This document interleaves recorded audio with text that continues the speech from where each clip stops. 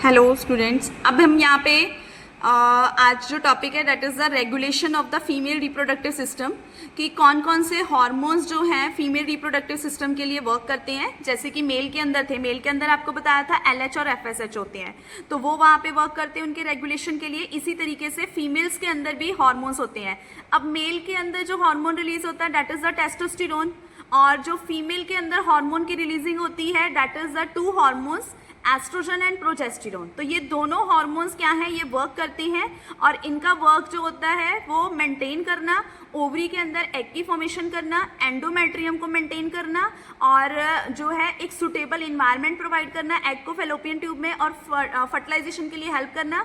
जब फर्टिलाइजेशन हो जाए तो थ्रू आउट द प्रेगनेंसी कौन सा हार्मोन इन्होंने मेंटेन करना है, उसके लिए ये सारे जो है यहाँ पे रिस्पॉन्सिबल होते हैं रेगुलेशन के लिए फीमेल के अंदर जो उनके हार्मोन्स होते हैं।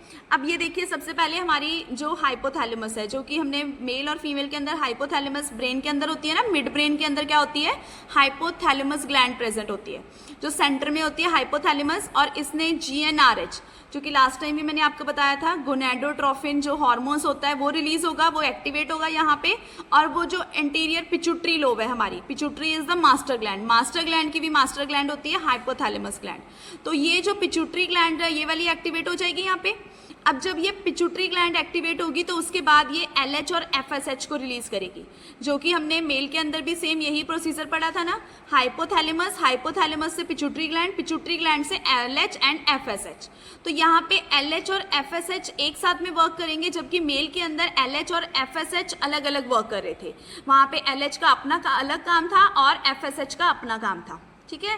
तो उनका टेस्टोस्टेरोन्स के लिए और सर्टोली सेल्स के लिए वर्क था। यहाँ पे FSH और LH का अपना काम होगा। इनका काम क्या होता है कि जो पिट्यूटरी ग्लैंड ने जब इनको एक्टिवेट कर दिया, that is the follicle stimulating hormone and that is the luteinizing hormone. तो अब इन्होंने अभी जो आपको बताया था फॉलिकल्स की डेवलपमेंट हो रही है, तो ओवरी के लिए इन्होंने अपना वर्क करना है। ओवरी को इन्होंने यहाँ पे ओवरी को स्टिमुलेट करना है, ओवरी को स्टिमुलेशन के लिए हेल्प करनी है, ताकि जो ओवरीज है वो एस्ट्रोजन और प्रोजेस्टेरोन को रिलीज कर सके। अब ओवरीज जब एक्टिवेट होने वाली हैं तभी तो यहाँ पे वर्क होने वाला है ना, क्योंकि ओवरीज जब अपना काम करेंगी तो उस टाइमिंग पे 14 डेज तक एस्ट्रोजन का लेवल ज़्यादा रहेगा और प्रोजेस्टेरोन का लेवल नहीं होगा। अब प्रोजेस्टेरोन का लेवल तब बढ़ेगा जब ओवरी से एग रिलीज हो जाएगा। वो एग जो है वो कहाँ पे पहुँचने वाला है, एग रिलीज होने के बाद वो फर्दर मूव करेगा। अब जो एस्ट्रोजन एंड प्रोजेस्टेरोन्स हैं इनके अलग अलग वर्क्स होते हैं। एस्ट्रोजन का वर्क है जब ओवरीज के अंदर फॉलिकल्स जो है वो फॉर्म हो रही हैं, और जब तक एग रिलीज नहीं होगा तब तक एस्ट्रोजन का लेवल हाई रहेगा फीमेल्स में, और ये लेवल तभी डाउन जाने वाला है जब क्या हो जाएगा, एग रिलीज हो जाएगा। ओवरीज में से जब एग रिलीज हो गया तो उसके बाद एस्ट्रोजन का लेवल डाउन चला जाएगा और उसके बाद प्रोजेस्टेरोन का लेवल बढ़ जाएगा। और प्रोजेस्टेरोन का लेवल तब तक रहेगा जब तक कि पुराना वाला एग बर्स्ट नहीं हो जाता है, तब तक प्रोजेस्टेरोन का लेवल ही रहेगा। और प्रोजेस्टेरोन का लेवल तब कम होगा जब पुराना वाला एग अपनी बर्स्ट वाली कंडीशन में आ जाएगा। जब बर्स्ट हो जाएगा तो प्रोजेस्टेरोन का लेवल कम हो जाएगा और फिर से FSH और LH रिलीज होने स्टार्ट हो जाएंगे, ठीक है। तो यहाँ पे ये हो गया प्रोजेस्टेरोन। अब प्रोजेस्टेरोन, अब इनके अंदर भी नेगेटिव फीडबैक होता है। क्यों होगा नेगेटिव फीडबैक? क्योंकि वो जो फीडबैक होगा वो वहाँ पे स्टॉप करने के लिए भी तो हेल्प करेगा ना। अब देखिए यहाँ पे जब ओवरीज में से एग रिलीज हो गया, एस्ट्रोजन ने अपना काम कर लिया, तो एस्ट्रोजन का लेवल क्या हो गया, यहाँ पे कम हो गया, ठीक है, डिक्रीज हो गया। यहाँ पे नेगेटिव फीडबैक प्रोवाइड कर दिया कि अब एस्ट्रोजन को रिलीज मत करो, क्योंकि उसका काम था यहाँ पे ओवरीज तक ही करना, और उसके बाद उसने क्या कर दिया, यहाँ पे इसको नेगेटिव फीडबैक प्रोवाइड किया है पिट्यूटरी ग्लैंड को कि अब वो एस्ट्रोजन को रिलीज ना करे। अब क्या हो गया यहाँ पे नेक्स्ट, प्रोजेस्टेरोन।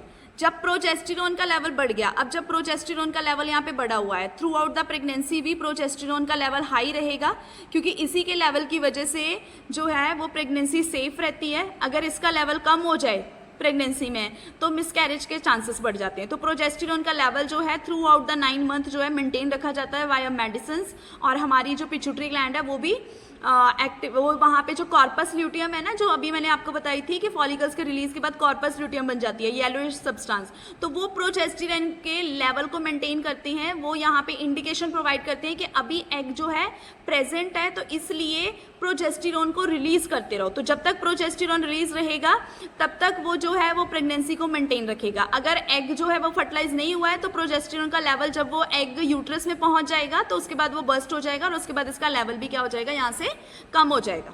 ठीक है, तो अब यहाँ पे क्या है, नेगेटिव फीडबैक। जब एग हमारा बर्स्ट हो गया तो बर्स्ट वाली कंडीशन में जब ये यहाँ पे पहुंचेगा तो नेगेटिव फीडबैक मिलेगा हाइपोथैलेमस को और पिट्यूटरी ग्लैंड को कि अभी जो पुराना वाला एग है वो बर्स्ट हो चुका है, इसलिए प्रोजेस्टेरोन का लेवल क्या कर दिया जाए, यहाँ से कम कर दिया जाए, नेगेटिव में पहुंचा दिया जाए, क्योंकि अब इसके रिलीजिंग के लिए कोई भी चांसेस नहीं है यहाँ पे। ठीक है, तो वो नेगेटिव फीडबैक मिल गया। नेगेटिव फीडबैक की वजह से अब यहाँ पे ये, तो अब यहाँ पे क्या है, इसके लिए पॉजिटिव फीडबैक कब मिलती हैं, पॉजिटिव फीडबैक तब मिलेंगे जब यहाँ पे जो है पुराना एक बर्स्ट हो जाएगा, तो उसके बाद पॉजिटिव फीडबैक मिलना स्टार्ट हो जाएगा कि अभी हाइपोथैलेमस को ये एक्टिवेट करने के लिए कहेंगे कि पिट्यूटरी ग्लैंड को एक्टिवेट करो, गोनेडोट्रोफिन हार्मोन को एक्टिवेट करो और एलएच को और एफएसएच को इंड्यूस करो, ताकि वो ओवरीज में एग की फॉर्मेशन कर सके, फॉलिकल्स बना सके और कॉर्पस ल्यूटियम की फॉर्मेशन कर सके। जो कॉर्पस ल्यूटियम फर्दर क्या है, यहाँ पे प्रोजेस्टेरोन के लेवल को बढ़ाएगी और प्रेगनेंसी के लिए हेल्प करेगी। तो these are the hormones that are responsible for the female reproductive system। और ये जो हार्मोन्स होती हैं वो डिफरेंट लेवल पे अपने आप ही रिलीज होती हैं और उसके बाद इनका लेवल कम हो जाता है। तो ये लेवल्स डिपेंड करते हैं कि आपकी बॉडी में कितनी इनकी ज़रूरत है और किस टाइमिंग पे इनकी नीड है, उसी टाइमिंग पे इन्होंने पॉजिटिव और नेगेटिव फीडबैक के थ्रू इन्होंने रिलीज होना है और बॉडी को हेल्प करनी है फीमेल रिप्रोडक्टिव सिस्टम को वर्क करने के लिए। तो जो यहाँ पे ये हार्मोन्स का सबसे ज़्यादा जो वर्क है, जो अच्छा चलता है, वो चलता है 25 ईयर्स से लेके 32 एंड 35 ईयर्स तक। उसके बाद ये जो है यहाँ पे अपना काम थोड़ा सा, जब जैसे जैसे एज बढ़ती जाती है तो इनका काम क्या हो जाता है, कम होना स्टार्ट हो जाता है, तो जिसकी वजह से प्रेगनेंसी में प्रॉब्लम्स क्रिएट हो जाती हैं। 40 ईयर्स के बाद प्रेगनेंसी सेफ़ नहीं होती है, तो जो हमारी प्रेगनेंसी है वो 25 to 35 ईयर्स के बीच में प्रॉपरली सेफ होती है और हेल्दी बेबी होता है। तो ये वाले जो हार्मोन्स हैं उस टाइमिंग पे बहुत अच्छे से वर्क करते हैं और मेंटेन करके रखते हैं, और यूट्रस को भी मेंटेन रखेंगे क्योंकि यूट्रस इलास्टिक होता है और यूट्रस के अंदर एंडोमेट्रियम को मेंटेन करना, जो कि प्रोजेस्टेरोन का वर्क है, क्योंकि जब तक ये प्रोजेस्टेरोन अपना काम नहीं करेगा तब तक जो है प्रेगनेंसी सेफ नहीं रहेगी और मिसकैरेज के सबसे ज़्यादा चांसेस होते हैं। तो ड्यूरिंग प्रेगनेंसी जो डॉक्टर्स हैं वो प्रोजेस्टेरोन की मेडिसिन भी प्रोवाइड करते हैं और इवन इंजेक्शंस भी लगाते हैं, ताकि आपके अंदर प्रोजेस्टेरोन का लेवल कम ना हो और प्रेगनेंसी को जो है सेफ रखा जा सके और बेबी को ग्रोथ एंड डेवलपमेंट अच्छे से हो सके। तो यहाँ पे ये था सारा कुछ रेगुलेशन फीमेल के रिप्रोडक्टिव सिस्टम के लिए, क्या क्या हमने यहाँ पे रेगुलेशन जो हार्मोन्स को स्टडी किया।